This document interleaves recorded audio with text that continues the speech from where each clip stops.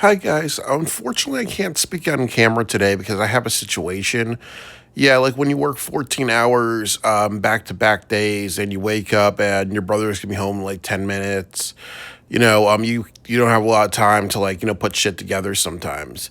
And I just want to talk a little bit more about Crystal, the Cinnabon employee that was harassed and people are donating to her. That first of all, I want to apologize professionally and personally to all my viewers and also to her that I used the word instigation. No, she was harassed and sexually harassed.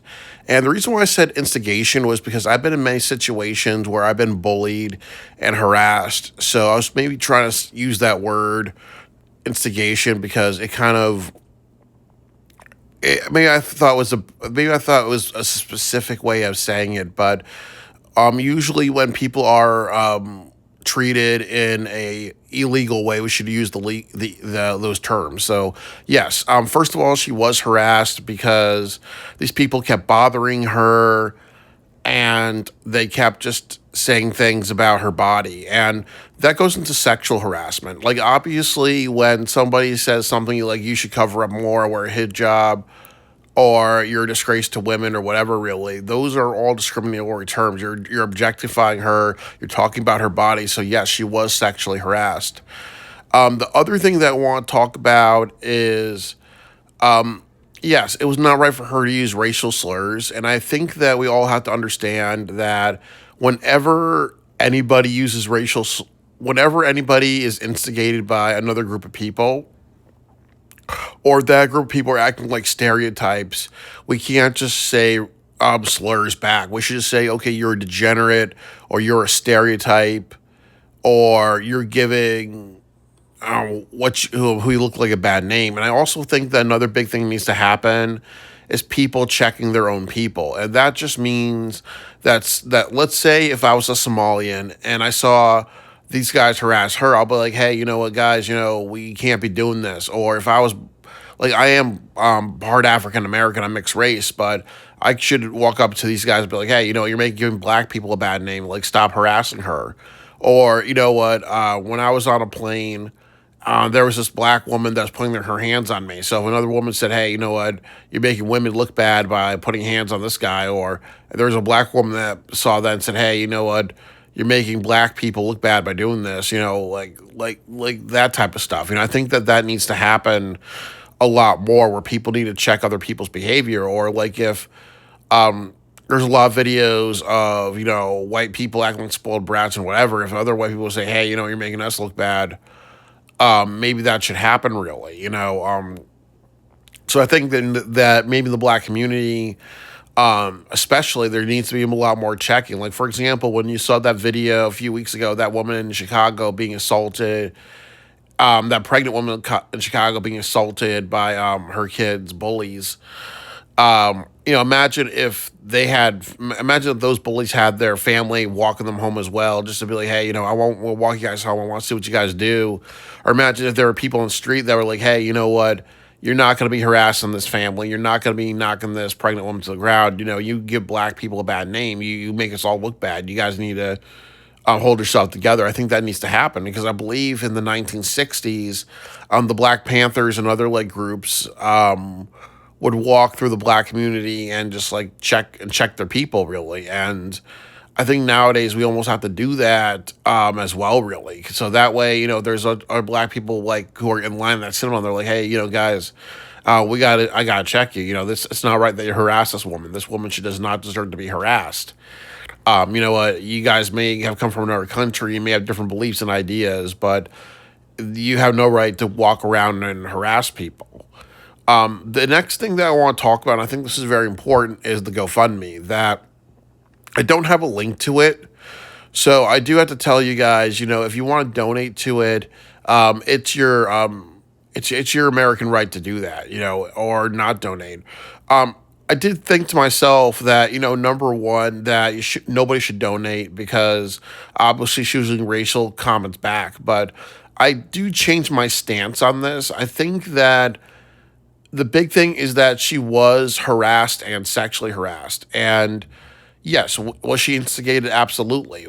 Did she respond because she was upset Absolutely. I've been in many situations where I've responded poorly because of bullying, harassment, and sexual harassment. Like I worked at a like I used to when I remember in middle school, I went to a summer camp and I was bullied a lot by people, and a lot of the people there were like these black kids who weren't into that thug and gangster culture really. So I remember like the first day of summer camp, people were throwing water balloons at me. They're saying, "Hey, can you go walk and hang out with me?" Threw water balloons at me. I remember one time I was almost drowned. I remember another time they took my swimsuit and whatever. So I was like, trying to reach for my stuff while I was naked, and they were laughing at me. There was a time where there was a little girl in Central Park that was taking a bath, and there were people like talking nasty about her body. Because there are some people that believe in bathing their kids in public. There was a time that I almost got into a fight with somebody, but it was somebody bullying me and wanted to start a fight with me. So it was almost like 30 or 40 kids like gathering around Central Park, watching me almost get my ass kicked. And like there was like, there had to be 40 or 50, white families in Central Park when that happened, like all running away with their kids. Like, oh my God, look at these two black kids about to have a fight. Look at this black kid about to be on another black kid. Look at all these black kids at these summer camps, wanting to see a big brawl and whatever, like it was kind of like that look. And I remember one day I just had enough with the bullying and I threatened to bring a knife to that summer camp. And I remember that they called my father about it. And I remember like there was a meeting in the basement and there was actually like a window. So a lot of the kids were actually like, peering through the window, looking at the meeting that I was having when they searched my bag and whatever. And I also remember, like, after they told my father said, okay, you have to be at that summer camp every single day, but the last day you don't have to be there.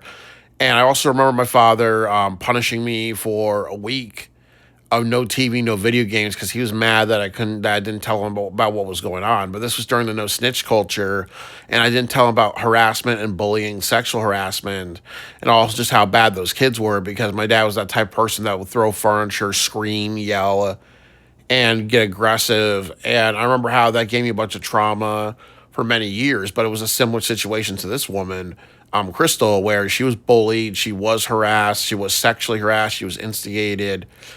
And um and I'm not sure if her manager ever talked to her about that. Like they said, hey, whenever you're in situations like this, you have to contact the manager. The manager has to de-escalate.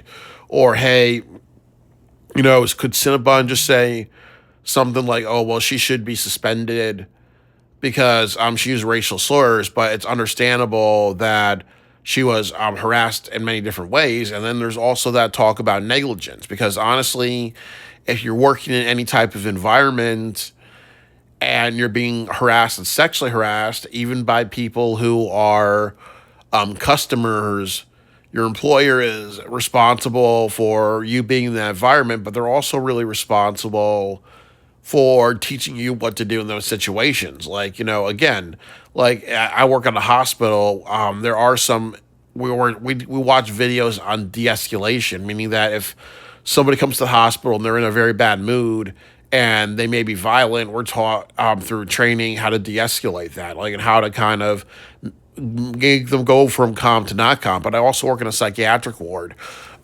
So they don't give us paperwork saying, hey, if you get assaulted by a psychiatric patient, it's an at-will thing. So if anybody gets hurt, my job gets sued, whatever, because obviously they didn't teach us those things. So that's also my big concern, is like the responsibility of Cinnabon.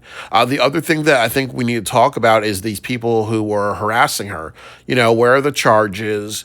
Because one could say that it's harassment, sexual harassment. She could file charges on them. One could also say it's disorderly conduct. One could say it's also filming somebody without their permission, other things like that. So I really think that even if it's not her pressing charges, it's about like where they're at in the country and the police saying, hey, we got to press charges on these people who are harassing her, because obviously she has every right to not go into work and be harassed and whatever, really. So I really think that when it comes to to the GoFundMe, yes, if people want to donate, I will agree with this. It is a situation where I'd feel it is justified because ultimately she lost her job. And ultimately, too, she would have never been in this situation if they just learned to shut the fuck up and treat her with respect and dignity. And yes, that sometimes when people are harassed and they're angered, they may say some very, very hurtful things because they were harassed in the first place. There's been many times where I've been in many situations where I've said things that I regret because I was mad. Like I remember one time my younger brother was being disrespectful at the dinner table, and I also remember having some PTSD because when he was doing that, I remember in middle school before he was adopted, my dad flipping over the kitchen table because me and my brother had poor etiquette, and one of the bad things that we did in middle school was that I took too big of a piece of hot dog, and so my dad flipped over the dinner table and made us clean it up really. So I remember like when my little brother was misbehaving and my dad smacked him in the head and other things. I had like a flashback to how my dad flipped out in middle school. And I remember calling my brother a nigger because he was being really, really disrespectful. And then also I had another flashback when that happened to when I was in college and they would force us to work past midnight to clean the cafeteria if things weren't clean. And I worked with a guy with PTSD who would yell and have flip outs and whatever really. So I remember the reason why I called my brother a nigger was because he was disrespecting my dad. The second thing was that I was remembering when I had very little disrespect at the dinner table, and that resulted in my dad flipping over a table and forcing me and my older brother to clean it. And I also had some flashbacks to college when I worked at a job with a guy who had trauma from the Gulf War, and then I had to tolerate his yelling and screaming and flip outs. And I also remember I used to work over 20 hours a day at that job and other things like that. So it's understandable with my PTSD why I called my brother that word. I did apologize. And I also remember watching the Boondocks and they were trying to use that word as a way to say, hey, you're being a degenerate, really. So I remember how it's understandable why I was upset in that situation, but it wasn't right for me to use that word. If somebody said, hey, maybe you need to apologize and get therapy, that's good, really. And with this woman, Crystal, I think that what she should do is like make a public apology and say, hey, you know what, I was mad. And that's how I responded, really. Like, and that's not the right way to respond, but it's understandable that I've been harassed and I shouldn't tolerate that, or I was not trained by my employer how to deal with harassment, or I was taught, hey, you know what, when we deal with rude customers, we have to tolerate them when that shouldn't be the thing. Because like I work at a hospital, and there's many times where patients have called me racial slurs. There's been many times where patients scream at me in the middle of the night and yell at me because they want quiet when we're cleaning. Or there's times when nurses talk to me and they're like, hey, you know what, can you please clean quietly when that's not scientifically possible. Or there's times when I work like 14 hours or 16 hours and my boss can be a dick and he can be like, hey, you know what? I'm going to ask you to stay over, and that's actually illegal in Connecticut. Once you work 16 hours, you go home, not, oh, well, you're going to work 16 to, work an extra half an hour after you work 16 hours or you work 17 hours. Or I remember one time I was late to jury duty because my boss forced me to stay late and he didn't care really. So it's understandable why people are donating. And I agree with it. I think that people want to donate and give her something, yes, because her life got all messed up because she was harassed in the first place. Yes, should she have responded more appropriately? I do agree. When people donate to her, it's because they're mad with her harassment. They're mad that we live in a country where people are so entitled that they're going to harass and start things with people. And then, yes, it's also understandable that when people are harassed and bullied, that there needs to be voices saying, hey, you know what, if you didn't set that person off in the first place, this wouldn't have all happened, really. And I totally stand by that, because I remember when I did the 48-hour film project, I've said this story many times, I was cyberbullied and harassed by a city producer. People were making racist comments to me, And I remember how when I blew up in public and when I spoke out about it, Mark Rupert put me on a banishment for like 2 years. And then they totally took the side of the city producer. And then the city producer got in trouble for racial discrimination and taking bribes and extortion at her job. And after she stepped down, Mark Rupert went out of his way to New Haven, Connecticut, gave her a Lifetime Achievement Award when she did all that crap. And, it does say something about how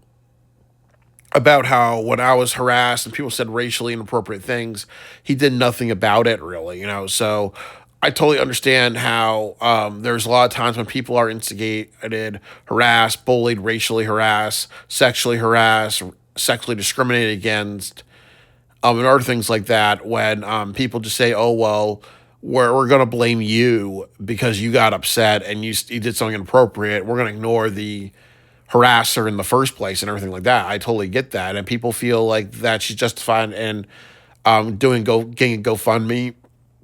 Knock yourself out really. But I really think that the important thing is that black people need to check black people. White people should check white people. Women should check women. I remember when I was in Penn Station, there was this guy who was a femboy, and he wanted to put his hands on me because he liked the shirt that I was wearing. But what would happen if there was another femboy or a gay person walking up to him and saying, "Hey, leave that man alone," really, because when you do that, you're behaving like stereotypes. So we need to kind of check ourselves, and then also too, if we have family and friends, we should check them as well, really. Because I remember when my younger brother was really little, he would be a spoiled brat in stores. What would happen to him? Like, hey, dude, you gotta just, kind of chill, really, or maybe I gotta whoop you because you know what, you gotta learn how to just be respectful and considerate in public. Nobody wants to hear your screaming mouth, really. So I think it's important that we start checking people. All right. Well, I'll talk to you guys later. I'm happy to share my additional thoughts.